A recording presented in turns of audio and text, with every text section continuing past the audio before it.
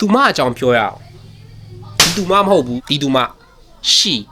ကိုကျွန်တော်တို့ကသူမလို့ဘာသာပြန်တယ်ဗျာဒါပေမဲ့တကယ်တော့သူမဆိုတော့မြန်မာမှာမရှိတဲ့နန်းစားတစ်ခုဗျာမြန်မာနိုင်ငံရဲ့ပထမဦးဆုံးအင်္ဂလိပ်မြန်မာ dictionary ဖြစ်တဲ့ Anglo-Burmese dictionary မှာဆိုရင်ကျွန်တော်ရှိကိုဘယ်လိုဖော်ပြထားလဲဆိုတော့ကျွန်တော်တို့သူလို့ပဲဖော်ပြထားပါတယ်အနောက်မှာသူရေးထားလေးတခုလို့ရှိရင် the word she is used when speaking of females she who မူကအမားနဲ့ဆိုင်သောစကားလုံးဖြစ်သည်ဆိုပြီးတော့ဒါကကျွန်တော်တို့အင်္ဂလိပ်ကနေမြန်မာကိုပြန်ခဲ့တဲ့ဒါပထမဦးဆုံး dictionary မှာကျွန်တော်တို့ she ဒီသူလို့ပဲရေးထားတာဖြစ်ပါတယ်အဲ့တော့ကျွန်တော်နောက်တစ်ခုကြည့်အောင်ဒါကတော့ကျွန်တော်တို့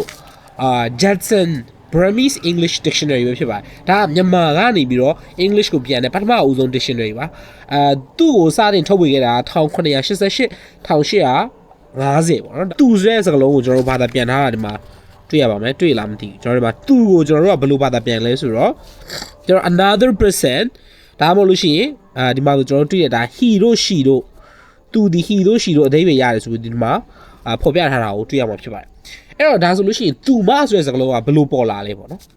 အဲ့ကျွန်တော်တို့ဆက်ကြည့်ရအောင်โอเคဒီမှာဆိုလို့ရှိရင်သူမဆိုတဲ့စကားလုံးပါပါတယ်ဒီ Judson Dictionary မှာဆိုလို့ရှိရင်သူမဆိုတဲ့စကားလုံးကဒါပေမဲ့သူကဘာကိုဆိုလိုတာလဲဆိုတော့လူကြီးသူမဆိုတဲ့phrase ကိုသူကဆိုလိုတယ်လို့ပြောပါတယ်သူမဒီမှာလူကြီးသူမကိုပြောတာပါ a chief principal person ပေါ့နော်ဒါပြီးဆက်ပြီးကြည့်မယ်ဆိုရင်ဒါကကျွန်တော်တို့ဒီ1900ဝန်းကျင်လောက်ကထွက်ခဲ့တဲ့နောက် dictionary တခုပေါ့နော်ဒီ dictionary မှာဆိုရင် she ကိုသူ့လို့ရေးထားတာပဲတွေ့ရမှာဖြစ်ပါတယ်ဒါပေမဲ့အခုခေတ်မှာကျွန်တော်တို့Google Translate မှာသက်ရှာရင် she ဒီသူမဆိုပြီးတော့ပြန်တာဖြစ်ပါတယ်ဒါပေမဲ့သူမဆိုတဲ့ pronoun ဒီကျွန်တော်မြန်မာမှာလုံးဝမရှိပါဘူးအဲကျွန်တော်တို့ဆက်သွားကြည့်မယ်ဆိုလို့ရှိရင်she သူဒါပေမဲ့ဒီအောက်မှာ fem လား female ဆိုတဲ့ဟာပေါ့နော် female ဆိုတဲ့ဟာသူကရေးထားပါတယ်ဒီမှာအမလို့ရေးထားပေးပါတယ်အဲ့တော့ဒီမှာ female ကိုကျွန်တော်တို့ကမလို့ကျွန်တော်တို့က translate လုပ်လိုက်တယ်ပေါ့နော်သူဒါပေမဲ့သူကမကိုဆိုလိုတာသူ main ကလေးဆိုတော့မအဲ့ကျွန်တော်တို့ကဒီလိုရေးလိုက်တယ်ဗျာသူရဲ့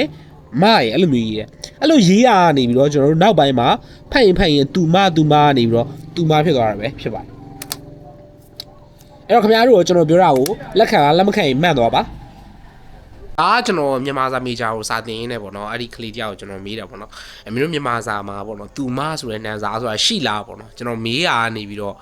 ဒီဟာလေးကို तू ကပြောပြတယ်ပေါ့နော်တကယ်တော့တဲ့ तू မဆိုတာကြတော့ तू ဘေးနားမှာမကိုကက်ရေးရနေပြီးတော့မဆိုတာ main ကလေးပေါ့နော်အပိတံမှာအဲ့လိုကက်ရေးရနေပြီးတော့ပြောရင်တဲ့လူတွေက तू မဆိုပြီးဖြစ်သွားလို့तू ကကျွန်တော်ကိုရှင်းပြပဲအဲ့တော့ကျွန်တော်ကဟုတ်မဟုတ်ကျွန်တော် like ရှာကြည့်တာပဲဖြစ်ပါတယ်အဲ့တော့ဒီကောင်မလေးကျွန်တော်နာမည်တော့မသိတော့မြန်မာစာမေဂျာမော်လမြိုင်တက္ကသိုလ်ပါပဲသူ credit ပေးပါတယ်အဲ့တော့ thank you for watching